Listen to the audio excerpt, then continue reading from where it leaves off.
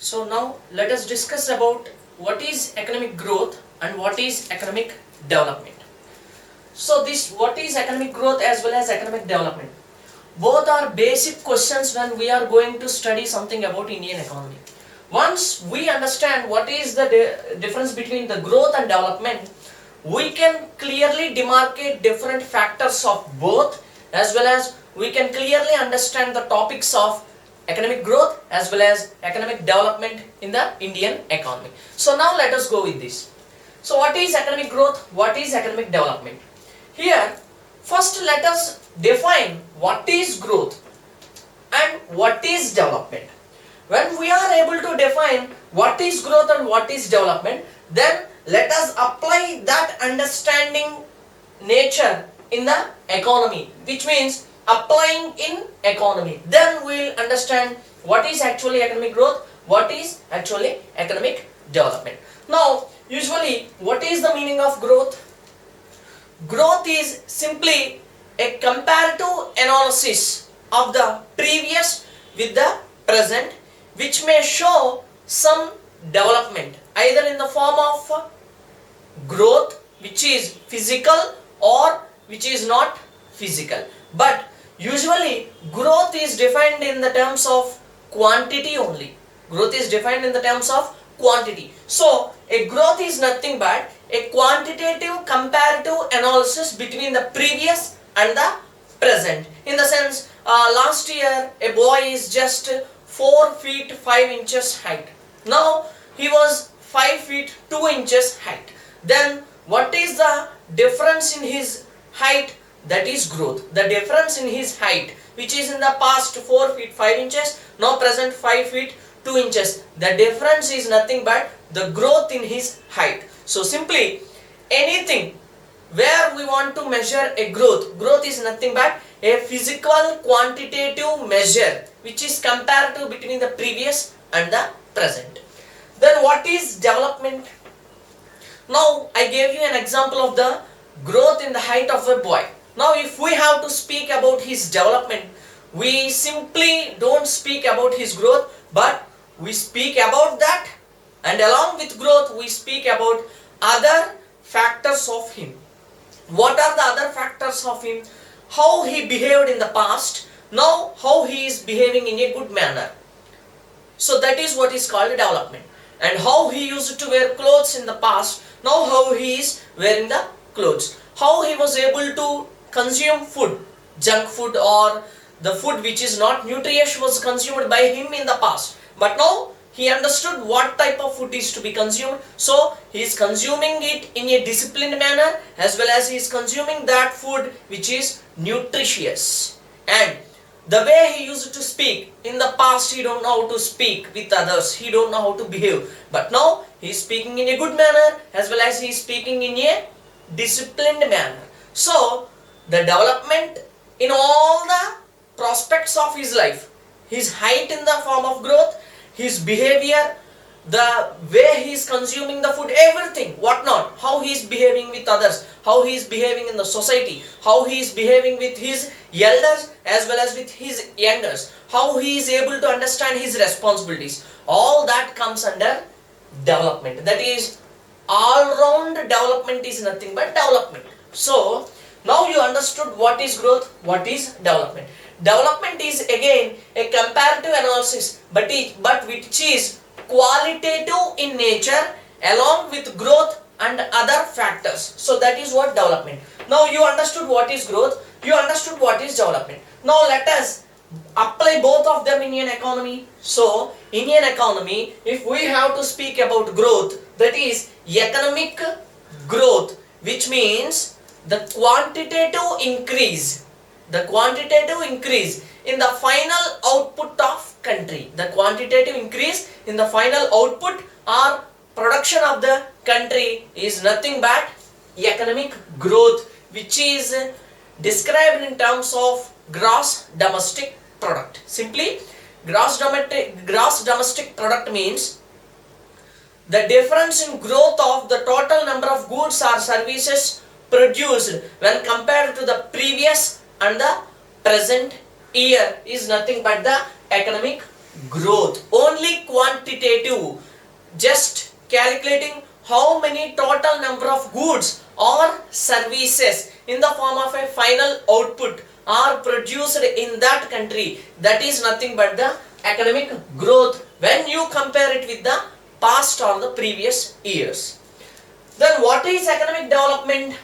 Economic development is something along with economic growth with all the other factors of development. What is that something? That something is nothing but development in the human values, both in societarially, economically, sometimes politically. When we think about different factors which are influencing the humans of a society, which influences the humans of a society, his economic condition influences him, and the way or the position he is behaving or the position of him in the society status, that also influences him.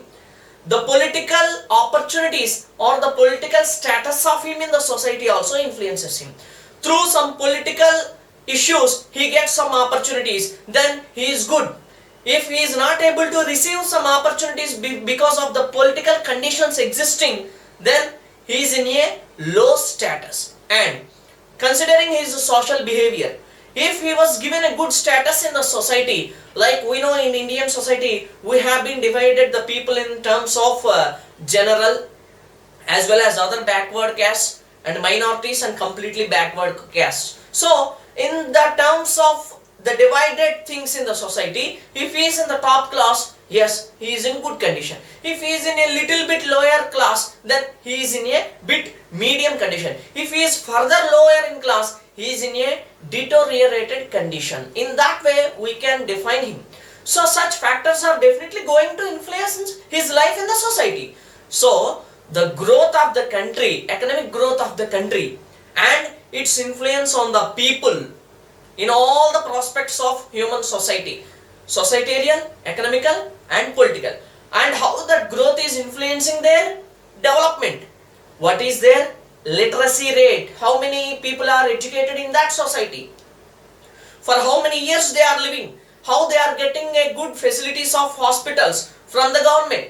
How they are having access to medical facilities? Then we have also to consider per capita income, which is expressed in the form of GDP, per capita GDP, how his purchasing caliber is existing in the society, and how he was able to receive the opportunities from the government, how he was able to get equality in terms of economical conditions as well as in justice. All those factors also will be discussed to define economic development. So the economic development of a country is his quantitative development, means quantitative growth, as well as his qualitative development in all the prospects of life, like societal prospects and judicial prospects, how he was able to receive justice equally with among all in the society, and his economical issues, his economic status, as well as the political condition of him in the society. All that will include in the economic development. So from this we can understand that this is a very narrow definition, quantitative in nature. So such a analysis is called as normative in nature, narrow defined, so it is normative in nature. It is a broadly defined definition because not only quantitative development but the quality of his life is also discussed here. So economic development is a broad-based concept, Now how both of these will influence the countries, that is, we can find in those countries which are called underdeveloped, in the sense not yet started the development phase, and other countries, developing countries. What are the developing countries? Means they are starting their phase of development and in the process of development but not yet reached the phase of complete development. So in those countries this will play a very prominent role, but this is not existing in the countries like underdeveloped and developing countries. But in developed countries this plays a good role, and this is necessary, but this plays a good role, and we can expect a good values of economic development in only developed countries, because a developed country is defined not only simply on the basis of what we call per capita income or economic growth. Even though the classification is on the basis of per capita income, the economic development is a all-round development. So usually those countries which are developed countries, we say like USA and UK, definitely we can find good human values and good quality of life of the humans in the society. So this is going to play a good role in the developed economies, whereas this is going to play a good role in the underdeveloped and developing economies, because we cannot expect that good values of life in the societies for humans exists in underdeveloped as well as developing economies. Now let us further go into the discussion of both of these.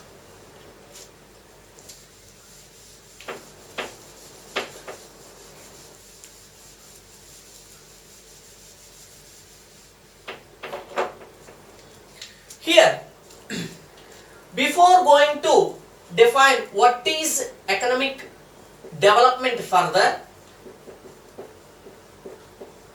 first let us classify what are the different types of economies existing in the global world.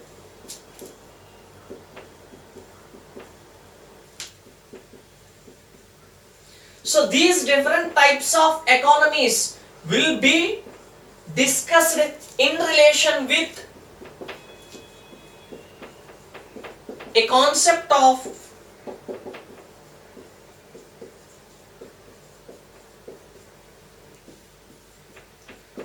development. A concept of development. Usually we can find on a broad basis 3, when further divided 4 different types of economies depending upon the development they are having. We call them as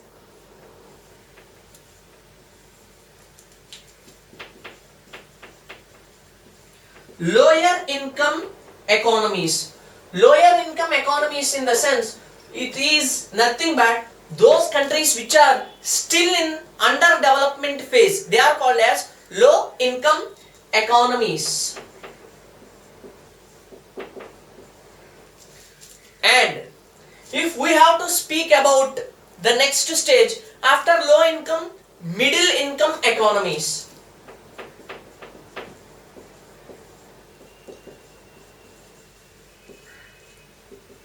Middle income economies. These are the countries which started the developing stage and which are now going through the process of development, and soon after some years, it may be 20 years or 30 years or 40 years depending upon the speed they are developing, they are going to reach development. So those countries which are going through the process of development will be in middle income economies. Those countries which are completely developed, we call them as high income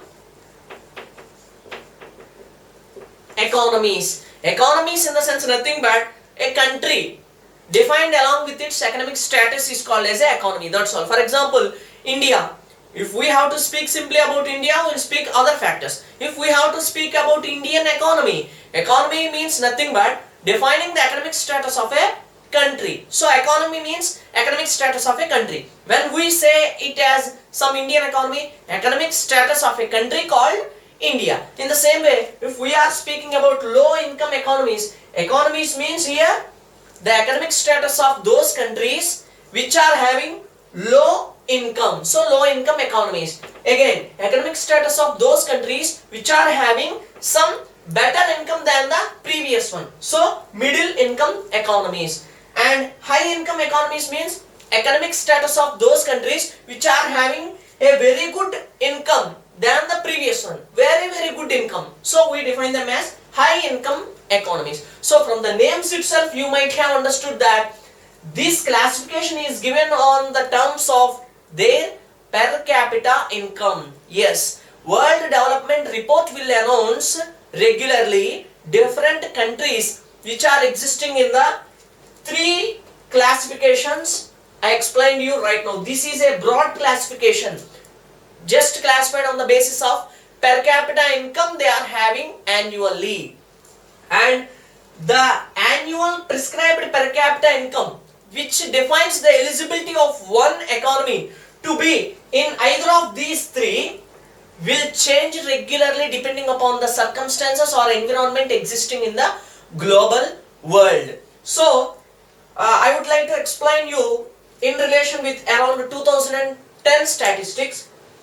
Per capita income, if the per capita income is below $946, below $946, then that economy comes under the lower income economies. Remember, this classification is depending on the 2010 statistics announced by World Development Report. Now it might have changed, and in the coming years also it may change. You need to remember only that there is a three-tier classification on a broad scale, and it is dependent on the per capita income, which is going to be changed regularly by the World Development Report. Update yourself with this, the prescribed per capita income eligible for coming into any of the three. Update with this. Now, this is lower income economies which are having their per capita income lesser than $946. They come under low income economies. Then what is middle income economies? Those economies which are having their per capita income ranging above 946 and below 11,490 to 96 dollars in terms of US dollars. So the per capita income, if it is existing between 11,490 to 96, ranging from above 946, in between, they come under middle income economies. If the per capita income is above this, in the sense above 11,496 US dollars, then those countries which are having its per capita income above $11,496 are called as high income economies. High income economies. We define it on the basis of per capita income. Now this is a broad scale classification. There is another classification. Everything remains the same. Only the middle one, that is, this middle income economies will change, because observe here, middle income economies are having a very big range, above 946 to 11,496. If a country is around $10,000, if the per capita income is of a country is around $10,000, even though it is about to reach the stage of development, still we say it as a middle income economies that may affect its economic status globally. So, since it is a ranking, there have been a further classification in this. In the middle income economies, again two classifications, that is low middle income economies, low middle income economies and high middle income economies. What is this low middle income economies and what is this high middle income economies? That is nothing but, now you just observe the range. Here for middle income economies, the range is from $946 to around $11,496. So what they have done, from $946 to around $3,700, around $3,700, they again classified it into low middle income economies. So above this 3,700 to 11,496, they are high middle income economies. Two classifications here. Low middle income economies in the sense above $946 ranging up to $3,700, and then high middle income economies in the sense above $3,700 and up to $11,496. They are high middle income economies, which means they are just now ready to enter the complete developed stage soon. So a dual classification was given in middle income economies. So when we add up it here, totally the economies are classified into 4 scales. Low income economies, low middle income economies, high middle income economies, and completely high income economies. And once again I am warning you, the statistics I am giving here to you right now regarding the per capita income are the statistics announced by World Development Report in 2009 and 10. They are changed. Update yourself with the statistics. The concept remains same. Always the classification is based on per capita income and per capita GDP. Remember, update yourself with the statistics. So now you understood how many different types of economies are existing. Then, apart from per capita income, what are those factors which define a country as underdeveloped or developing or completely developed economy? So now let us discuss about the factors or characteristics. Factors means which affect. Characteristics means which are inbound.